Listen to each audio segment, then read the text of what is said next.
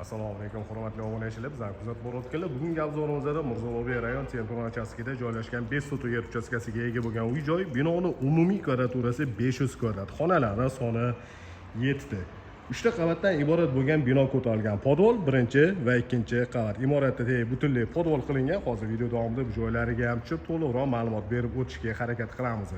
Demak, elitli mahallalardan bittasida joylashgan, Navesda tagida bitta katta mashina sig'adiganlik joy ajratilgan va hovliga kirish uchun avtomat darvoza va uni oldida alohida yana eshigi ham bor. Bizlar orqali tepa hovliga ko'tarilganimizda bu joyda zeleniy zonasi bor va hovli qismida 6 ga 3 razmerda basseyn joylashgan. Shunaqa chiroyli fasad ko'rinishiga ega bo'lgan imorat ko'tarilgan. O'ng tarafimizda hovli qismi uchun hojatxona va uni oldida kotelni joylashgan. Bu joyda kotelni hovlida joylashtirilgan, sababi pajabniy bezopasnost va yana podol qismidan ortiqcha joy egallamasligi uchun.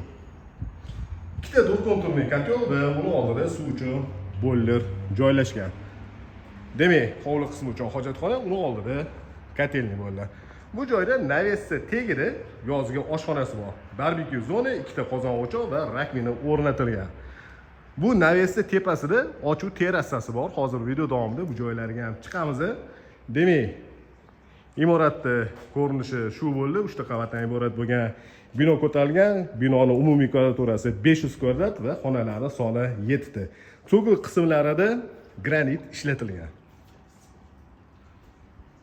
Uyga ichiga kirganimizda birinchi qavatda oshxona, zal, yana bitta katta xona, mehmonlar uchun ajratilgan yotoqxona va ikkita sanuzeli bor. O'ng tarafda oshxona uchun mo'ljallangan xona. Mana shunaqa ko'rinishda bo'lyapti. Domofonlar o'rnatilgan. Chap tarafimizda uyga kirishimiz bilan 7 ga 5 razmerda zal joylashgan. Patologlarning balandligi 3,5 metrni tashkil qiladi. Pardalar ilingan, lyustralar ilib qo'yilgan va har bitta xonada terma regulyatorlari bor. O'zingizga xohlagan temperaturani, ma'qul keladigan temperaturani belgilab qo'ysanglar bo'ladi.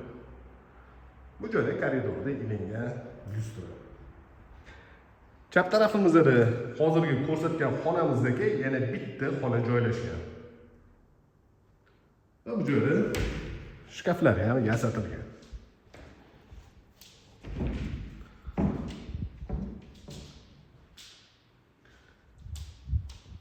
Bu ikkinchi xonaning ko'rinishi bo'ldi. O'ng tarafimizda birinchi qavat uchun umumiy sanuzel bo'lyapti. Bede, unitaz, rakvina va vanna joylashgan.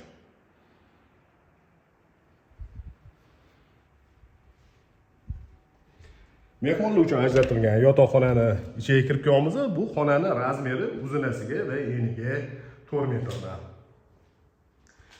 Qo'shni devordan 1,5 metr tashlab imorat ko'tarilgan.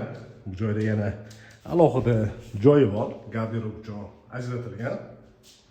Va shu xonaga tegishli bo'lgan alohida o'zini yuvinish xonasi joylashgan.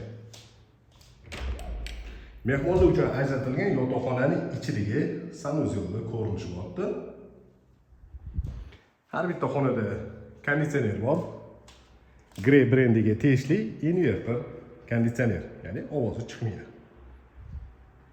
Endi ikkinchi qavatga ko'tarilamiz. Eslatib o'taman, birinchi qavatda ikkita 7 ga 5 razmerdagi xona bo'ldi. Mehmonlar uchun ajratilgan yotoqxonaning ichida alohida sanuzel bilan birinchi qavat uchun umumiy sanuzel va oshxona joylashgan. Bu joyda ikkinchi qavatga ko'tarilamiz. Mana shunaqa chiroyli zinalar orqali ikkinchi qavatga ko'tarilamiz. Ikkinchi qavatda 4 ta xona joylashgan. Bu joyda ko'rsatayotgan joyimizdan balkon qismiga chiqiladi.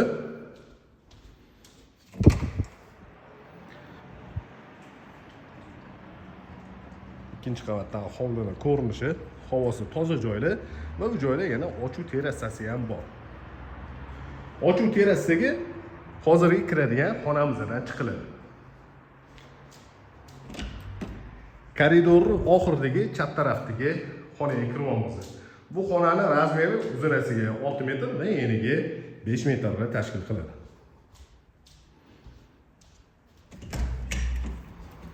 Mana shu eshik orqali ochuv terrasiga chiqiladi.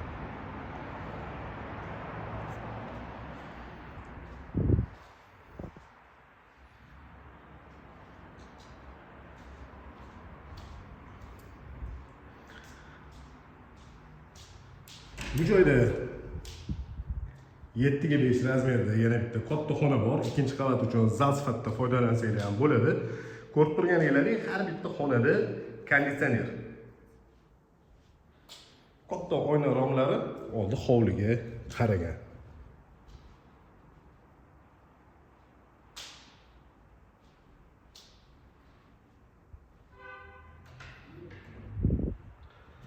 Birinchi qavatda joylashgan xonalari ikkinchi qavatda qaytarilgan temasi. Mana birinchi qavatda ikkita xona bir xil razmerda tushganini, mana ikkinchi qavatda ham xuddi shunaqa xonada joylashgan. Bu xonaning razmeri ham 7 ga 5 razmerda. Ko'rib turganingizdek, katta xonada joylashgan. Ikkinchi qavatda umumiy 4 ta xona bor. Ikkinchi qavatda joylashgan umumiy sanuzelning ko'rinishi.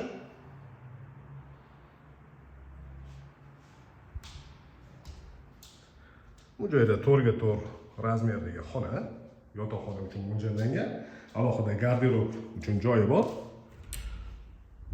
Va bu joyda shu xonaga tegishli bo'lgan sanuzel.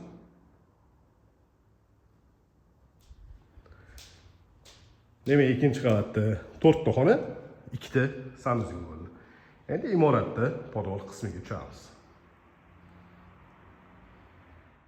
Podval qismida 3 ta xona joylashgan. Bittasi yaxlit xona. Mana shunaqa ko'rinishda va undan tashqari yana 2 ta xona joylashgan. 2 ta xonadan bittasi basseynning filtrlarini joylashtirish uchun xona mo'ljallangan. Basseynning filtri bu joyda stabilizatorni o'rnatib qo'yilgan. Bu katta Svobodniy planirovkada turgan xonani yarmini trenajyorniy, yarmini domashniy kinoteatr qilib qo'ysanglar ham bo'ladi. Ko'plik pollari o'tgan va yana bitta kichikroq xona prachka uchun ajratilgan.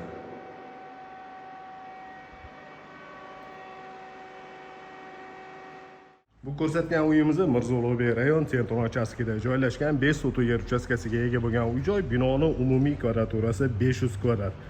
Xonalari soni 7 ta.